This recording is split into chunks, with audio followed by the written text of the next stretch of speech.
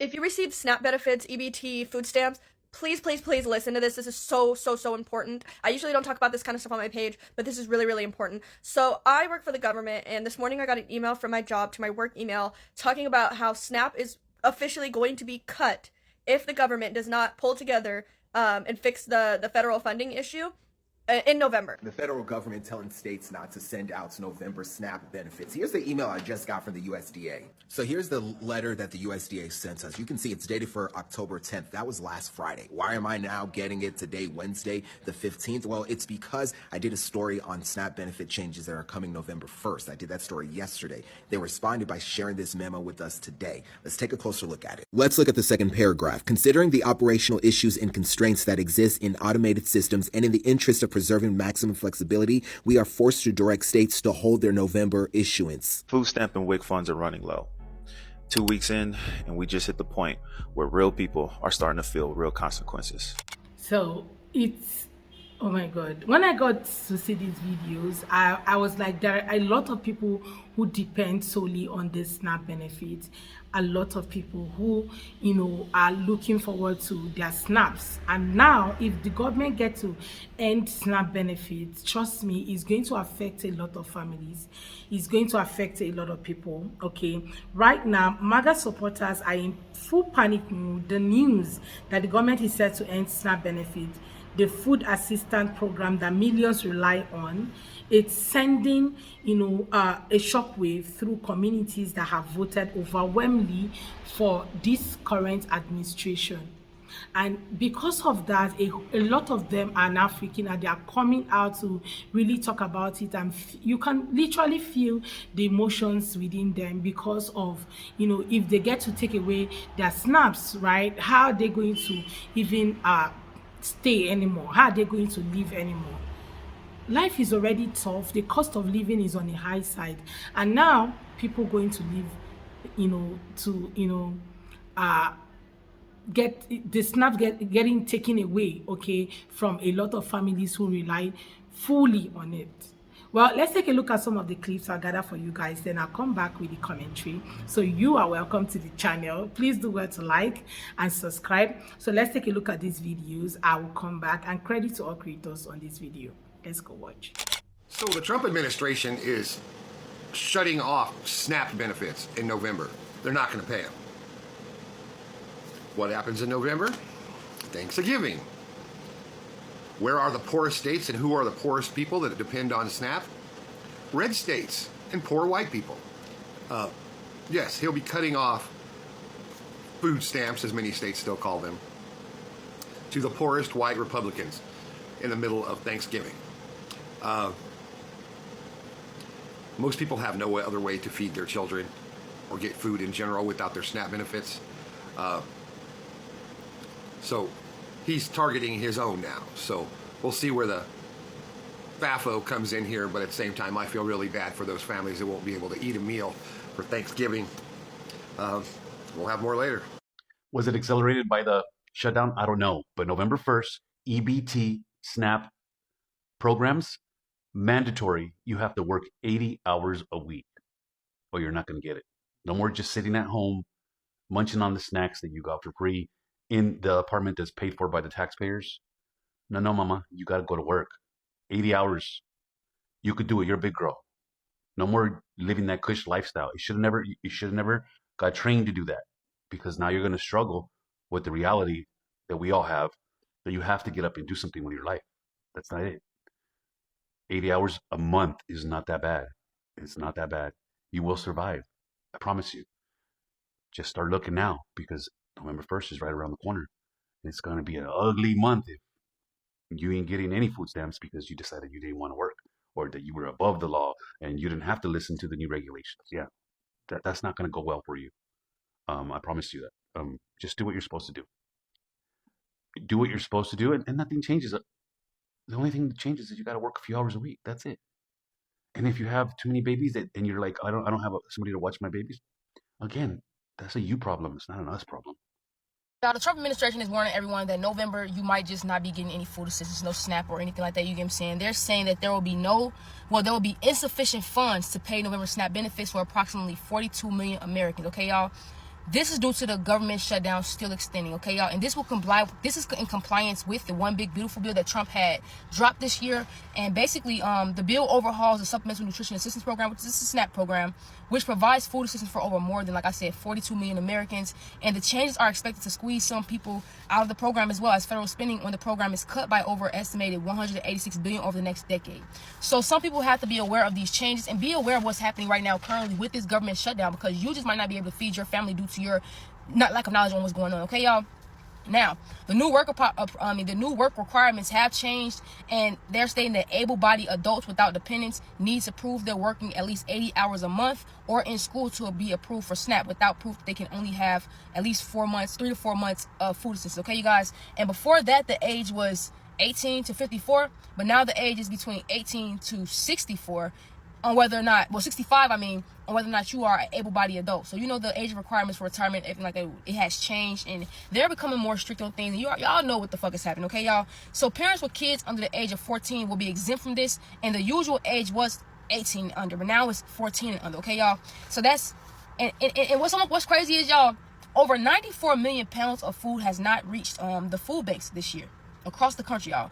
After Trump had cut $500 million in deliveries from the emergency food assistance program, y'all, the Department of Agriculture has basically recorded the show of 4,304 canceled food deliveries between May and September. And now we're in October. So the one thing that everyone has to understand is this: if you're getting food assistance, you have to cut out things right now. Cut out all the things you not fucking need. You don't need all the pops, the juices, the sodas. You do not need all of the processed food, the artificial sweeteners. You don't need none of that bullshit. Get what you need, and if anything, start doing things the way that our grandparents did things. Start making homemade bread, homemade butter. Make your own sugar, make your own syrup, make your own milks. We have to get back and go towards the way of doing things before we start depending on other corporations to feed us. Right? In just 2 or 3 steps, you can make some homemade almond milk, homemade oat milk, homemade walnut milk. You can make your own bread. You get what I'm saying? Go and buy these ingredients to feed your family, guys. You don't need so much food every fucking day, all day. The sickness in America is so fucking high, y'all, already, to the point where we all should stop consuming so much things as it is. If we know they're making bioengineered meat, bioengineered this, you get what I'm saying? Process this, process that. Why are we willing to go and spend the little funds they are giving us for food assistance? Because I don't approve. They don't approve me for food stamps. They don't approve me for a link card. You get what I'm saying? And I work. I go to school. You feel me? But I don't have any kids, right? So they'll consider me able-bodied, even though I'm paying over $1,300 in rent. I'm paying for a car note. I'm paying for car insurance. You get what I'm saying? I'm paying for groceries, my well-being. You feel me? So it's like, they don't give a fuck for real. They want you to make a minimum of whatever they want you to make to even get approved. They want you to make under $1,200 a month, where I'm from. And I'm in Illinois. You get what I'm saying? In order to get approved for a link. And if they do give you something, they'll give you like $20. $20. You get what I'm saying? So I'm like, you have to minimize the things you feel like you need, the things you feel like you want. You get what I'm saying? And start adding in better habits. And it's honestly going to be a beautiful thing for you to learn how to create your own home recipes. Start buying those spices your grandmothers and great-grandmothers and uncles and aunties will use to create their own remedies. You get what I'm saying? But we have to not let them win and not allow the fear they want to put on us to be the reason, because all of this Democratic being the reason because of the shutdown bullshit, when y'all know the reason is because of y'all. You get what I'm saying? Y'all are the majority of the fucking house. You get what I'm saying? And y'all out here giving out billions and millions of fucking funds to other nations and funding their people, education, their healthcare, their food, whatever, and making us sit here and think that we're fucking stupid the whole time. We see what's going on. I know what's going on. You get what I'm saying? So fuck that Thanksgiving shit, okay, y'all? Don't be sitting here waging into these weird-ass, weak-ass holidays. Fuck Halloween and fuck Christmas. Don't celebrate it. Keep your money. Minimize all of this bullshit until you can figure out a plan for you and your fucking family. Literally. Like, it's so much easier to just create your own lane for you and your life and your family. Leave all of these holidays alone. Leave all of these weird-ass habits you have alone. You get what I'm saying? Because all of the assistance that they used to give, the Section 8, you get what I'm saying? Even though many of us can't get Section 8 still because the fucking people have been on Section 8 for all these years and won't get off of it. You get what I'm saying? The link, healthcare, Medicare, Obamacare, a whole bunch of things that we thought was assisting everyone is not assisting anyone today. So change it up and be aware. The fact that next month government assistance is going to be shut down, and that includes food assistance, food stamps, EBT WIC. Those, I'm not sure about WIC, but I know that if you receive any food assistance, November, I just heard that they are not giving those, nobody's going to receive any in November. I made a post today about somebody stealing my double cheeseburger from McDonald's. Y'all, it's bad now. It is honestly just going to get worse. My family and I are not on any government assistance. I would love to be. We probably could be, because I'm unemployed. But praise Jesus, we are here where we are at right now. But I know it's people who are not where I am, where we are. So I just want to say a prayer for all of those people that are supposed to receive some kind of food assistance in November, because I just heard that they are not going to get them. It's just going to get worse. And I don't know how the government thinks that we are supposed to survive. I don't think that they want us to. So for many of these supporters, okay, SNAP isn't just an abstract government program, it's a lifeline, okay? Families struggling to put food on the table are suddenly facing the reality that they might have to make impossible choices. Okay, so and now instead of feeling secure and protected by the policies that they voted for, they feel abandoned. Okay, they are not feeling like they got played. They are not feeling so overwhelmed that this wasn't what we voted for. You know, when people told MAGA that this is exactly what they were going to get, I doubt they actually understood what people were talking about. Okay, they felt that, oh, other people were going to go through this, not us. We are the good people for voting red. We are the good people for belonging to MAGA. And now that they are now finding out that, you know, the whole MAGA movement thing is not their thing, is not going to save them. Wearing the red hat doesn't save anybody. They are not finding out, because they're not coming to your door to knock and say, oh, did you vote MAGA? They're not coming to do that. They're not coming to ask you who you voted for. What they want is that they are cutting, you know, spending, and they're cutting waste. And it doesn't matter who is on those things they're cutting, that what they're going to do is to cut it. Because that's the whole thing, okay, about this. And to think that the rich keep getting richer, right? Now, the people who are suffering are the poor masses and the middle class who came out and said, we're going to vote for this.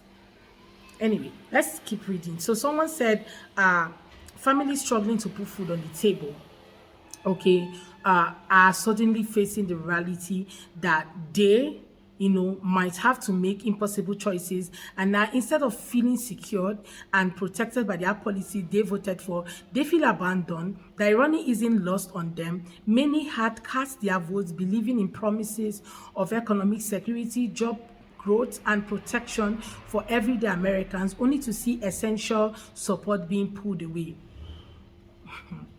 This meltdown is not just emotional, it's deeply personal. Video of parents worrying about feeding their kids, you know, seniors fretting over their next meal, and individual questioning how they will survive, circulating widely. The frustration is compounded by the fact that for years they were told by political leaders that their votes would make life better. Now they feel betrayed, they feel played, like, you know.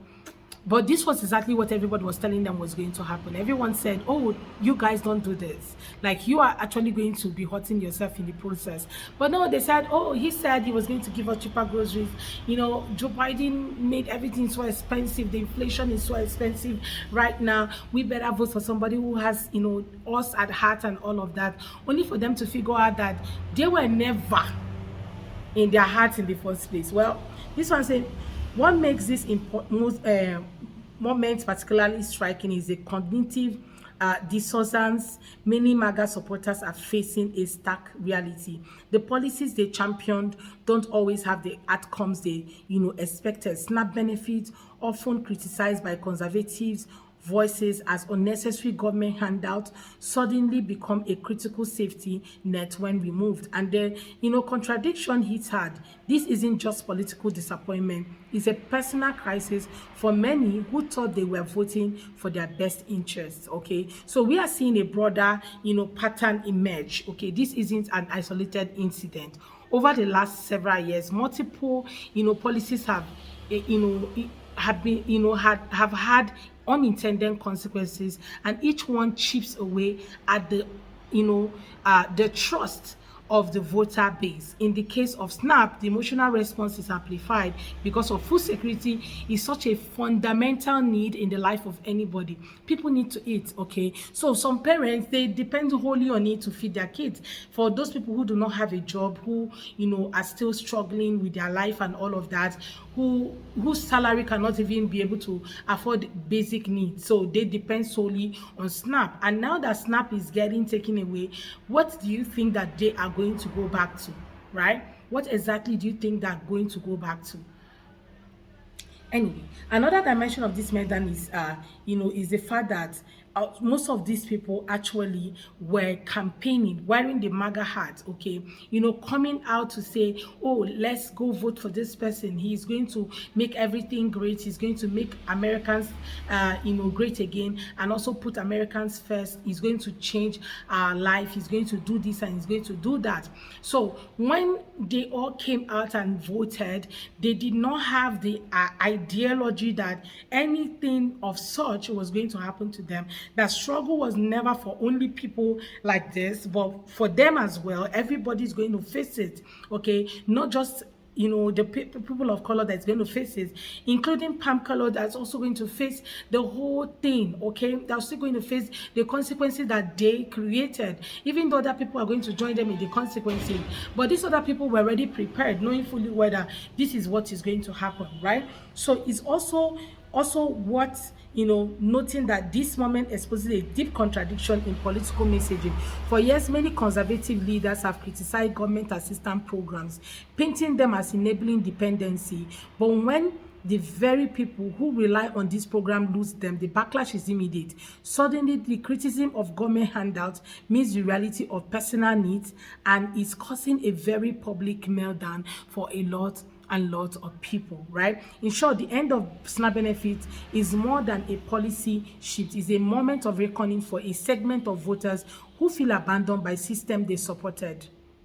Okay, now the regret and confusion are dominating conversations online and in household, across the country. Supporters are left grappling with the realization that their votes don't automatically translate into personal benefit. The promises of political campaigns, no matter how fervently are embraced, collide with the real world consequences of government. So for MAGA supporters, this is a harsh wake-up call for a lot of them right now. They are experiencing firsthand that the policies they cheered for can have unexpected and sometimes painful consequences. It's a reminder that political loyalty, while emotionally, compelling, is not a shield against hardship, right? And as this debate continues to unfold, the emotional fallout, will only intensify, leaving many questioning not just the current administration, but the very choices that led them here in the first place. Why did we get here?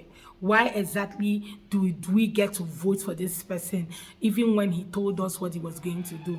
Why exactly are we the ones facing the consequences? Yes, you voted for it. This is not what I voted for. Yes, this is what you voted for, because he campaigned on it. He told you guys about cutting funding. He told you guys, people told you about Project 2025, and now people are beginning to realize. Well, guys, let me know what your take are in the comments. Let's have that conversation, and please consider subscribing if you have not already. Don't forget to give the video a thumbs up so that more people can see it, and credit to all creators on this video. See you all on my next. Bye, guys.